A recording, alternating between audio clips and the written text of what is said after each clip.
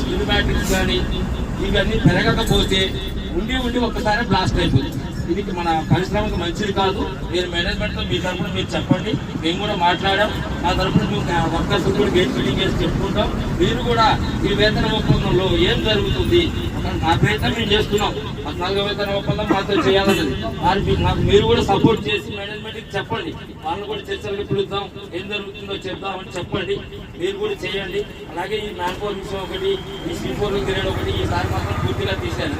13,000 జీతం వచ్చే వాళ్ళతో 3,000 కట్ చేస్తే వాడు 7,000, 8,000, 9,000తో ఎలా బతుకుతారు? అదొకటి ఆలోచించండి. ఈ C4 గ్రేడ్ తీసేసి ఇంకొకటి 35 సంవత్సరాలు, ఈ 35 సంవత్సరాల్లో స్కిల్ అవుతుంది. తర్వాత నేను ఇంకో 55 సంవత్సరాలకి రిటైర్డ్ అవుతాను. రిటైర్డ్ అయిన దాకా ఈ స్కిల్లోనే పనిచేయాలా? స్కిల్లోనే పనిచేయాలి. హై స్కిల్ గ్రేడ్ ఇంప్లిమెంట్ చేయండి. C4 B1 గ్రేడ్ ఎంత పనికిరాని మా వర్కర్లకు పనికిరాని గ్రేడ్ ఇంప్లిమెంట్ చేశారు. కార్మిక నాయకులు ఏం చేయాలి? వర్కర్లకు మంచి జరిగేటట్టు చూడాలి. ఆ హై స్కిల్ గ్రేడ్ ఇంప్లిమెంట్ చేయండి. ఆల్మోస్ట్ మెకానికల్ టెక్నికల్గా పనిచేసే వాళ్ళందరూ స్కిల్లో ఉన్నారు. వాళ్ళకి ఫ్యూచర్ ఏంటి? అదే స్కిల్లో 55 సంవత్సరాలు అదే ఉన్నారా? మీరు మార్చండి. హై స్కిల్ గ్రేడ్ తీసుకురండి. తర్వాత ఫ్యూచర్లో ఇంకా పోరాటం చేసి సూపర్ స్కిల్ తెలుసుకుందాం. అయితే ముందు స్టెప్ వేసి హై స్కిల్ గ్రేడ్ ఇంప్లిమెంట్ చేసి నెక్స్ట్గా వచ్చేసి ఈసారి స్కిల్ మ్యాట్రిక్స్ మన స్కిల్ అయిన వాళ్ళకి వేతనం పెరిగితే ESI లిమిట్ దాటిపోతాం. వాళ్ళ గురించి ఒకసారి మాట్లాడిన వాళ్ళకి ఏమైనా మెడికల్ ఉందా? గవర్నమెంట్ వాళ్ళు ఈ ESI లిమిట్ పెంచేది అనేది ఎప్పుడు పెంచుతారో తెలియదు కాబట్టి మళ్ళీ మా శాలరీ పెరిగితే స్కిల్ వర్కర్లకి ESI లిమిట్ దాటిపోతారు. కాబట్టి అది కొంచెం మాట్లాడి మాకు ఏదన్నా అందరికీ ఫ్యామిలీకి ఉపయోగపడే మెడికల్ స్కీమ్ ఏదైనా తీసుకురండి. స్కిల్ వర్కర్లకి హై స్కిల్ గ్రేడ్ ఇంప్లిమెంట్ చేయండి. మ్యాన్ పవర్ విషయంలో మాత్రం మీరు మాత్రం అందరికీ మా ఉద్యోగాలని మాకు రావాల్సిన ఉద్యోగాలు ఈ ఉద్యోగాలు మాత్రం మీరు ఈసారి మాత్రం ఒకటి కూడా సగం చేయకుండా రండి. నెక్స్ట్ వచ్చేసి కోర్ సెక్టార్లో పనిచేసే వాళ్ళు, ఎంప్లాయీ ప్లేస్లో పనిచేసే వాళ్ళు, టెంపరీ వాళ్ళు పనిచేస్తున్నారు. ఆ టెంపరీ వాళ్ళకి ఈవెన్ ఎంప్లాయీ ప్లేస్లో టెంపరీ వర్కర్ పనిచేస్తే 9,000 జీతం ఇస్తున్నారు. ఈవెన్ ఎంప్లాయీకి ₹1,00,000 దాదాపు జీతం. మాకు అంతొద్దు, మాకు కొంచెం పెంచివ్వండి. ఆ స్కిల్లో ఉన్న వాళ్ళకి కొంచెం స్కిల్ మ్యాట్రిక్స్ ఇయర్ 16 సంవత్సరాలు పెట్టారన్నారు. దాని గురించి మీరు క్లారిటీ ఇచ్చారు. ఈసారి అలా కాకుండా స్కిల్ మ్యాట్రిక్స్ కూడా ఎవ్రీ 1 ఇయర్కి 200 మందికి తగ్గకుండా చేసేటట్టు. తర్వాత మా వేతన ఒప్పందం మాతో చేసేటట్టు ఫస్ట్ పాయింట్ ఇది. మా వేతన ఒప్పందం మాతో చేసేటట్టు. నెక్స్ట్ వచ్చేసి మీరు ఇచ్చిన చార్ట్ ఆఫ్ డిమాండ్స్లో మీరు ఇచ్చినయే మేము ఇచ్చాం నాకు సగం సేమ్ యాజిటీస్ ఉంటాయి. అవి ప్రతి పాయింట్ గురించి డిస్కషన్ చేయండి.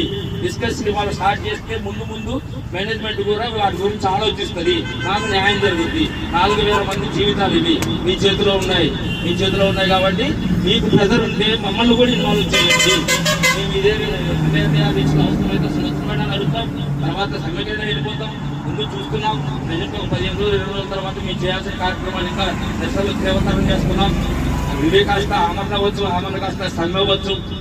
స్టెప్ బై స్టెప్ వెళ్తున్నాం. దానికి మీరే స్ఫూర్తి. ఎందుకంటే 70 రోజులు టెంట్ నడిపారు. మీరు కూడా చెప్పారు ఎలా చేయాలి ఏంటి అన్నది. మీ దగ్గర కూడా నేర్చుకొని మేము చేస్తాం. ఇది మాత్రం మా వేతన ఒప్పందం. మాతో మమ్మల్ని చర్చలకి పిలవండి. మా బాధలు మేము చెప్పుకుంటాం. అక్కడ వేతన ఒప్పందం మీరు చేసినా మేము వాళ్ళతో మాట్లాడితే ఇన్ని ప్రాబ్లమ్స్ ఉన్నాయని వాళ్ళకి తెలుస్తుంది. అప్పుడు నందకుమార్ గారు గేట్ దగ్గరికి వచ్చి మాట్లాడింది ఇది మీకు ఇన్ని ప్రాబ్లమ్స్ ఉన్నాయని మాకు ఎవరు చెప్పలేదన్నారు. అంటే మాకు మేనేజ్మెంట్కి మధ్యలో మీరు ఉన్నారు కానీ మీరు ఎంప్లాయీస్ కోసం ఎక్కువ ప్రెజర్ చేస్తున్నారు కానీ మా గురించి మాట్లాడతారు. కొంచెం అది ఆలోచించి మాకు ఈసారి ఈ క్యాజువల్స్ కావాల్సినవి అన్నీ మీ తరఫున మీరు మాట్లాడండి. మా తరఫున మేము దీక్షలు చేసుకుంటాం, నిరసనలు తెలియజేసుకుంటాం. మా తరఫున కూడా మేనేజ్మెంట్కి గేట్ మీటింగ్ ద్వారా తెలియజేస్తాం. Okay, thank you. నాకు అవకాశం. మరి ఈరోజు మన శిబిరానికి విచ్చేసినటువంటి ఓకే సోదరులు అడిగారు. నరేందర్, సతీష్ గారు మాట్లాడాల్సిన అవసరం ఉంది.